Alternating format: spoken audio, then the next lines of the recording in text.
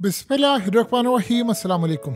आप सब जानते हैं कि आईसीजे यानी इंटरनेशनल कोर्ट ऑफ जस्टिस में केस चल रहा है इसराइल पर, और 30 दिन का उनको टाइम दिया गया था कि आपने अगर 30 दिन में चीज़ें ख़त्म ना की तो हालात ख़राब होंगे और उस पर इसराइल को पूरी तरह यानी उस पर एक चार्जशीट की जाएगी और फिर सारे मामला। लेकिन जो आज चाइना ने कर दिया है, उन्होंने इसराइल के खिलाफ समझ लीजिए कुल्लम खुला ऐलान जंग कर दिया है।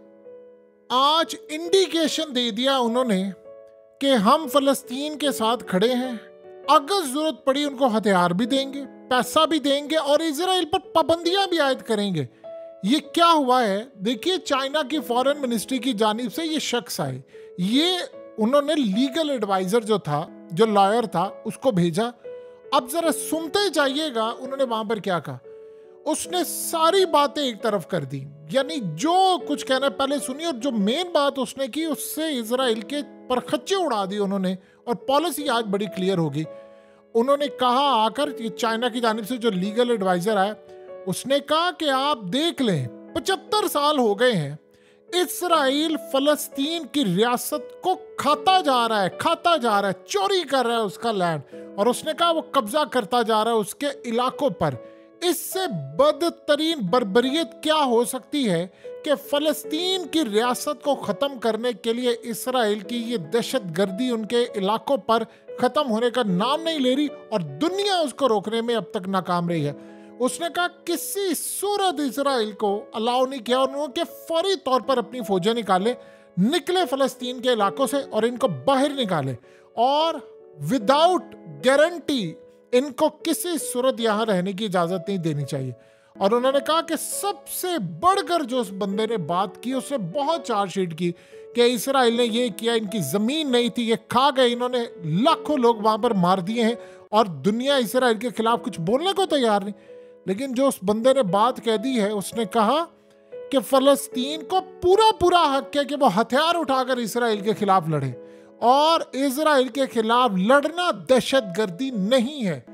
बताइए, सारी बातें उसने कही। इस बंदे ने वहां पर इतना कमाल अंदाज में बोला, सारे बोलते रहे ये है वो है, लेकिन चाइना का इस अंदाज में गुफ्तगू करना इसराइल के खिलाफ, ये इतनी बड़ी बात है जिसका हम लोग तसव्वुर भी नहीं कर सकते थे। आप सोचे जरा कि इंटरनेशनल कोर्ट ऑफ जस्टिस में पाकिस्तान नहीं गया।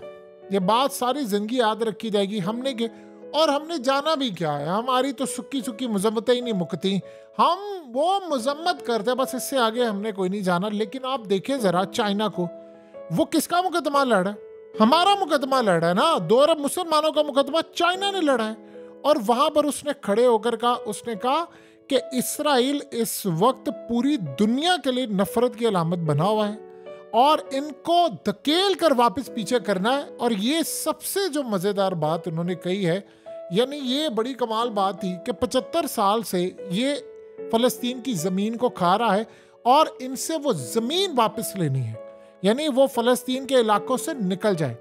अब 75 साल का क्या मतलब है? 1948 में जो अक़वाम मुत्तहिदा ने काम कर दिया था कि जी 1948 के अंदर ये फ़लस्तीन है और ये इसराइल है, अगर उस लेवल तक जाकर चाइना ने कह दिया है कि इनको वापस उसी जगह भेजा जाए, तो आधे से ज़्यादा इसराइल तो इस वक्त ख़त्म हो जाएगा। इसका क्या मतलब है? इसका मतलब है कि चाइना ने फैसला सुना दिया, और चाइना ने इंडिकेट कर दिया आज इसराइल को कि अगर तुमने फ़लस्तीन को इस वक्त जो ख़त्म करने की कोशिश की, ये जो इन्होंने इनकी पार्लियामेंट में नेतन्याहू की सरबराही में इन्होंने जो वहाँ पर करारदाद पास की है 120 मेंबर में से 99 ने कि फ़लस्तीन को ख़त्म कर दो, चाइना ने आज इंडिकेट कर दिया है कि अगर इसराइल तुमने काम किया तो हम ओपनली सपोर्ट करते हैं। उन्होंने कहा कि अगर फ़लस्तीनी इस वक्त हथियार उठाकर इसराइल के खिलाफ लड़े हैं और ये लड़ते हैं तो ये दहशतगर्दी नहीं है, वो अपनी ज़मीन वापस लेने के लिए लड़े हैं, और किसी सूरत इसराइल को अब कोई इजाज़त नहीं होगी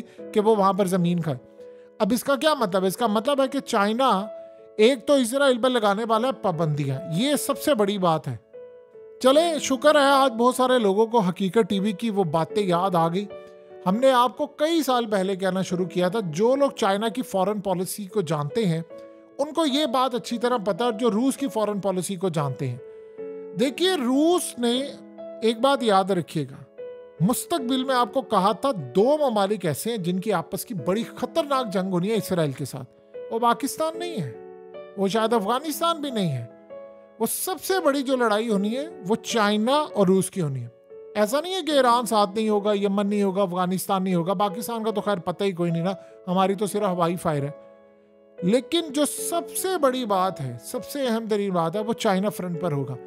चाइना ने असल में आज ये जो बात की है ना कि हम इनको हथियार उठाए, यानी अगर इजराइल ने किसी भी सूरत इस लेवल पर पहुंच गया कि उसने कहा बस अब मैंने छोड़ना नहीं है, तो फिर चाइना पूरा हक रखता है 2 काम करने का। एक तो वो इसराइल पर लगा देंगे इंटरनेशनल पाबंदियां। देखिए, चाइना अगर इसराइल को बहुत सारा माल देना बंद कर दे तो इसराइल जमीन पर आ जाए।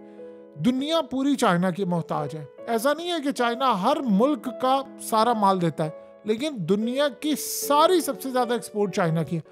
अब ये जो यमन तबाह कर रहे हैं, जो शिप जाते हैं, वो कहां से आ रहे होते हैं बताइए ना? वो कहां से आ रहे हैं? वो चाइना से आ रहे होते हैं, और चाइना से माल लेकर ज्यादातर आ रहे होते हैं। रेड सी क्रॉस करके उन्होंने इजराइल जाना होता है, तो वो ज्यादातर इसराइल वहां से जाने वाले हैं। वरना अगर इसराइल ने लेना हो तो दूसरी साइड से आ जाए।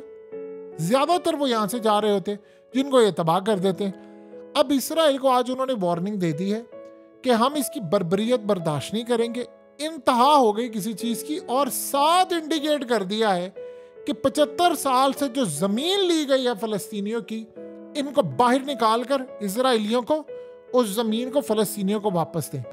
देखिए, ये मौकफ तो क्या कह सकते हैं, यानी कोई भी अब तक नहीं ले सका। अब तक सारे क्या कहते हैं, 2 रियासती फार्मूला, फलस्तीनी भी रहेंगे और इजरायली भी रहेंगे। यानी असल में आज तक हम लोग इतने मुनाफिक हैं, मुसलमान इतने मुनाफिक हैं, हम ये कहते हैं आपका घर है, आपके घर पर एक बंदा बाहर से आता, कब्जा ग्रुप, चोर है वो, और वो आपके घर पर कब्जा कर लेता है, और मोहल्लेदार फैसला कराते हैं कि ठीक है जी, ये आधा घर आपका, आधा घर चोर का, और फिर कहते हैं जी 70% चोर ले ले, 30%। भाई आपका घर है, चोर जाए भाड़ में। चोर कहता है जी मेरे जो 4000 साल पहले ये मेरा घर था, यानी आप सोचिए मेरा जी 4000 साल पहले ये मेरा घर था, तो लिहाजा मैंने लिया। अगर यही सूरत हाल है तो फिर हम जाकर कह सकते हैं हमने हिंदुस्तान पर 1000 साल राज किया है, 500 साल पहले तो सारा यूरोप मुसलमानों का था, तो आप वापस लेना फिर जाकर। ये हर जगह, यानी ये जो तमाशा है, ये बकवास आर्गुमेंट जो हैं, यानी आपका अगर ये हक है तो हमें तो ज्यादा कितने 550 साल हुए होंगे, इससे ज्यादा तो नहीं, हमें यूरोप से निकाला गया। तो कल फिर उठकर तुर्की कहेगा कि ठीक है जी, खिलाफत उस्मानिया और सारा ये तो हमारा था, फिर तो सारे कहेंगे। अब ये जो चाइना है, चाइना का क्या मसला है? चाइना ये मसला करता है इंडिया के साथ। उसने कहा कि तुम्हारी जो जमीन है ये तुम्हारी कैसे हो गई, ये तो मेरी है। उन्होंने कहा सबूत क्या? उसने कहा ये देखो सबूत, 1200 साल पहले हम तो यहाँ से खत्म नहीं हुए थे, हमारे तो हम तो यही रह रहे थे। उसने कहा हम कमजोर हुए थे, ये तो ब्रिटिश थे जिन्होंने आकर कब्जा किया था, और कब्जा करके उन्होंने तुम्हें ये लैंड दे दिया था, तुम्हारे पास सबूत है ये तुम्हारा है? उसने कहा मेरे पास तो है, ये देखो हमारे पास, हम तो यहाँ से नहीं रह रहे थे। अब इसराइली कह रहे हैं वो जी हम 4000 साल पहले यहाँ रहते थे, और जी हमें इतने 1000 साल पहले निकाल दिया गया था, 2000 साल से हम ये घर छोड़ गए और अब हम वापस आए। नहीं, क्या बकवास। कल को आप ये उड़कर कहेंगे वो जी हम तो 5000 साल से मार्स में रहते थे, वो जी हमें टेक्नोलॉजी मिल गई। कल को चांद पर उड़कर कहते जी अब चांद पर हमारे वो बड़े गए थे, ये देखे ना हमारे ही तो किताबों में लिखा है फलां। ये इस तरह की बकवास दुनिया में कोई तस्लीम नहीं करता। इंटरेस्टिंग बात यह है कि चाइना खड़ा हो गया। अब चाइना ने इनको छोड़ना नहीं है। देखिए, चाइना ने इस वक्त अपनी पोजीशन बड़ी कर दी है क्लियर। सवाल ये है कि चाइना ने कहा है कि आम जो स्ट्रगल है, यानी जो हथियार उठाते हैं, दहशतगर्दी नहीं है। ये बात अभी तक कितने मुस्लिम ममालिक ने कही है? पाकिस्तान ने कही है? क्या ये बात तुर्की ने कही है? क्या ये किसी और मुस्लिम कंट्री ने कही है? ये बहुत बड़ी बात उनके वकील ने। देखिए, ये जो वकील है उनका, वो जो आया है लीगल एडवाइजर, वो चाइना की हुकूमत के बताए हुए पॉइंट्स वहां पर आकर बयान कर रहे हैं। वो अपनी मर्जी से एक बात इधर से उधर नहीं बोल सकता। हमारे लिए शायद ये चीज मैटर नहीं कर रही, इजराइल के अंदर वो एक एक चीज को नोट कर रहे हैं। अमेरिका नोट कर रहा है। क्यों अमेरिका ने बात कही है कि ये केस फौरी तौर पर अक़वाम मुत्तहिदा वाला, ये इंटरनेशनल कोर्ट ऑफ जस्टिस और ये सारे, उन्होंने कहा ये आपका काम है, पीछे हट जाए। क्योंकि इस वक्त ये बात बिल्कुल ठीक कही रूस ने भी और इन्होंने, कि भाई ये असल फसाद की जड़ है अमेरिका। आप अमेरिका को तबाह कर दे तो सारा काम हो जाएगा। ईरान क्या कर रहा है, ईरान क्या गलत कर रहा है, यमन क्या गलत कर रहा है, वो अमेरिका को तबाह कर रहे हैं, अमेरिका की शिप तबाह करें। आप सिर्फ सप्लाई चेन रोक ले अमेरिका की जो इजराइल को जा रही है, आप इसराइल को कब्र में उतार लेंगे। बस इतनी सी बात है। आप उसके यानी बड़ों को पकड़ लें, उसके बाप को पकड़ ले तो काम से आसान हो जाएगा। अब देखिए अगले कुछ अरसे के अंदर ये जब तैयारी करे, चाइना ने असल में पहले भी बड़ा क्लियर कर दिया था। यकीन कीजिए चाइना एक दफा खड़ा हो गया। इन्होंने असल में इल्जाम लगाया कि हमास के पास मेड इन चाइना हथियार है। चले मान लिया ये बात ठीक है, अमेरिका ने नहीं दिए। हमास वहां पर हुकूमत उसने बनाई हुई है, ये बात याद रखिए। गजा में हमास की हुकूमत है। अब कल को जब ये सारी सूरत हाल होगी तो चाइना याद रखिएगा पूरी तरह पैसा बहाएगा। ये जो अभी सूरत हाल हो रही है, आपको क्या लगता है कि यमन और ये सब ने ये जो गले से पकड़ा हुआ है, इसमें चाइना का हाथ नहीं है? ऐसे ही अमेरिका के MQ-9 रिपर ड्रोन तबाह हो रहे हैं। ऐसे ही उठकर हौसी जो है वो धड़ाधड़ मिसाइल, आज भी उन्होंने ब्रिटिश जो है वो शिप तबाह कर दिया, उड़ा दिया है। यानी दिन अब खबर ये नहीं होती कि आज हौसियों ने शिप तबाह कर दिया है, खबर ये होती है कि आज तबाह नहीं किया उन्होंने, ओ अच्छा आज का दिन खाली चला गया। इस लेवल पर काम हो जाता है। तो अब बात इस सूरत हाल में पहुंच चुकी है कि चाइना पूरी तरह इनको सपोर्ट कर रहा है थ्रू ईरान। और जिस दिन उसने ओपनली खुलकर सपोर्ट कर दिया, इन्होंने अभी काम कर रहे हैं। अभी तो आप देखिएगा आज सूरत हाल हम सब ने देख ली है ना, अमेरिका के अंदर क्या हुई। अमेरिका की आज सारी सबसे बड़ी सूरत हाल इतनी खराब हुई कि उनके वहां पर मोबाइल सर्विसेज सस्पेंड हो गई, सिग्नल चले गए और अभी तक स्टिल बहाल नहीं हो पाए। ऐसा ऐसा बहाल कर रहे हैं। अब अमेरिका 1000 दफा ये बात कहता रहे, दुनिया के सारे एक्सपर्ट्स ये कहना शुरू हो गए EMP हमला हुआ है और चाइना की तरफ से हुआ है। और अमेरिका इसको एडमिट अगर करता है तो वो सारी दुनिया में उसकी बेइज्जती है कि इसका मतलब है कि अमेरिका जमीन पर आ गया है। अगर चाइना ये काम कर सकता है तो क्या वो इसराइल के साथ नहीं कर सकता? वो करेगा और उसने करना है, क्योंकि इस सारी सूरत हाल में इन्होंने पूरा मिडिल ईस्ट जला देना। देखिए समझे इस बात को, जब आप जाएंगे मुसलमानों के सारे इलाके, इन्होंने क्या करना है, जो प्लान इनका है कि हम पूरे के पूरे फलस्तीन को, चाहे उनकी मस्जिद है चाहे उनके मुकद्दस मकामात है, सबको तबाह कर देना और बिल्कुल कारपेट करके हमने यहाँ अपनी इबादत गाहें और पता नहीं क्या कुछ बनाना है, टेंपल, ये वो सब कुछ आपको पता है। लेकिन इसके बाद क्या वो रुक जाएंगे? उसके बाद सबको पता है कि जंग पहुंच जाएगी मुस्लिम कंट्रीज में। हर मुस्लिम कंट्री के अंदर आवाम सड़कों पर आएंगे, अपनी फौजों को कहेंगे जाओ लड़ने के लिए। तुम्हें हथियार लेकर दिए थे, तुम्हें फौज, तुम्हें पाला है, तुम्हें बजट दिया है, तुम्हारी एयरफोर्स है, तुम्हारे पास मिसाइल है, जाओ लड़ो जाकर। और जब कोई नहीं लड़ेगा तो फिर क्या सूरत हाल होती है? अवाम का गुस्सा तो ठंडा नहीं होगा। और फिर क्या होगा? सीधा सीधा 57 इस्लामिक मुल्क जो है वो अगर तस्वीर बने रहेंगे तो फिर क्या मामला होगा? फिर जाहिर सी बात है दुनिया के अंदर ये बात होगी कि कौन आएगा बचाने के लिए। और उन ममालिक के अंदर जब जाहिर सी बात है हालात ख़राब होते हैं तो सबसे बड़ा काम ये होता है चाइना की इकॉनमी डिस्टर्ब होती है। जाहिर सी बात है, देखिए यूरोप के अंदर तो नहीं वो कहेंगे जाकर कि कंट्रीज को कि आप जाएं, वो मुस्लिम कंट्री को ही कहेंगे ना कि भाई तुम्हें जो हथियार लेकर दिए, गला काट काट के अपना, तुम्हें इतना बजट दे के पाला पोसा है, लड़ाई करो ना, अब लड़ने का वक्त आ गया है। तो उस वक्त तुम लोग चुप करके बैठ गए। क्या तुर्की में पूछेंगे नहीं लोग? और इस वक्त पूछ नहीं रहे। तुर्की के अंदर फॉर्मर प्राइम मिनिस्टर अर्दोगान पर इल्जाम लगा रहे हैं कि अर्दोगान की वजह से आज इजराइल इतना मजबूत है कि उसने इजराइल के साथ तिजारत, हथियार उसको इतना मजबूत कर दिया कि उसकी शय बढ़ गई थी। अब सोचे ना अर्दोगान साहब, सुल्तान साहब उठो ना, बातें तो बड़ी कर दी थी, हम ये कर लेंगे, आया सूफिया और फलाना वोट के चक्करों के अंदर। अब उठ कर जाओ ना, जाकर ये करो। ये आपकी आखिरी टर्म है, इसके बाद आप इलेक्शन नहीं जीतेंगे। ये आप अपने दिल और दिमाग में बिठा ले। बाकी सब मुनाफिकों का चेहरा खुल गया। आज ड्रोन देने की बारी थी तो देना जाकर हमास को, फिर ड्रोन देना आप फिर वेस्ट बैंक के अंदर।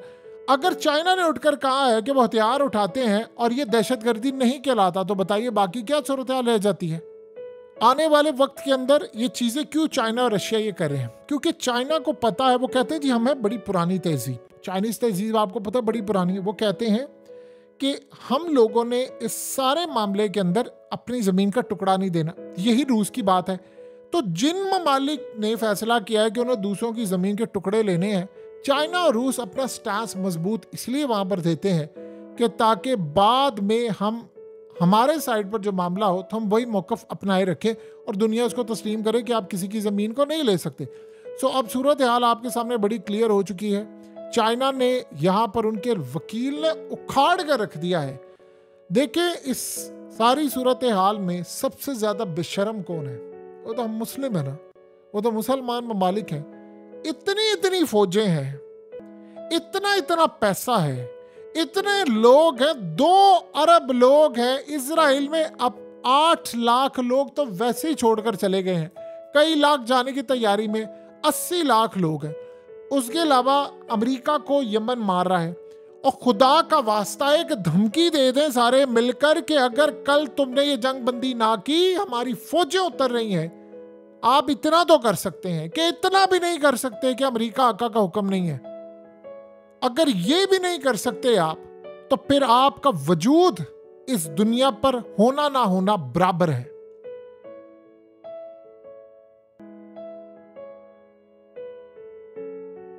हकीकत टीवी को सब्सक्राइब करना मत भूलें, वीडियो को लाइक करें, शेयर करें और कमेंट सेक्शन में अपनी राय का इजहार ज़रूर करें।